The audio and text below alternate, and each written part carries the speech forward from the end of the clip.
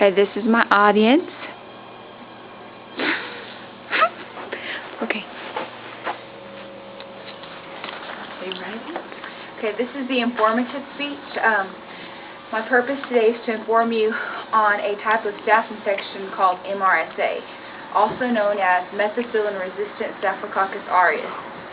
It is a common bacteria in the United States, and most people don't know what it is or how to prevent from getting it. Its common cause is skin infections in the United States. It's infected many people in the U.S. and in many different settings, such as hospitals, nursing homes, schools, and it's a very serious type of infection and could be deathly. That's why it's so important for people to know and be informed on how to deal with MRSA. The first main topic I want to talk about is, what is MRSA? MRSA is a bacteria that causes infection in different parts of the body.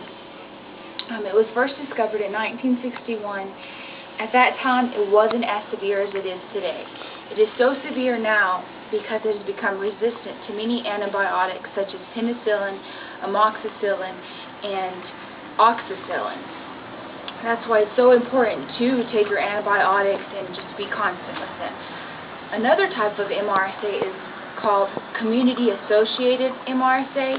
It's basically MRSA infecting healthy people who are not in any healthcare facility but are in close quarters. And this would be people such as athletes that are in big teams like volleyball teams or football teams, prisoners that are in prison, and military recruits that are always close together and could very likely get infected quickly. In fact, 25 to 30% of people have staph in their nasal cavities, and we don't even know we have it. What does MRSA look like, and how do you get it?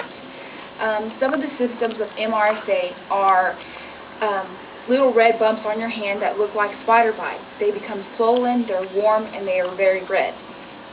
Most people can become infected by direct skin-to-skin contact.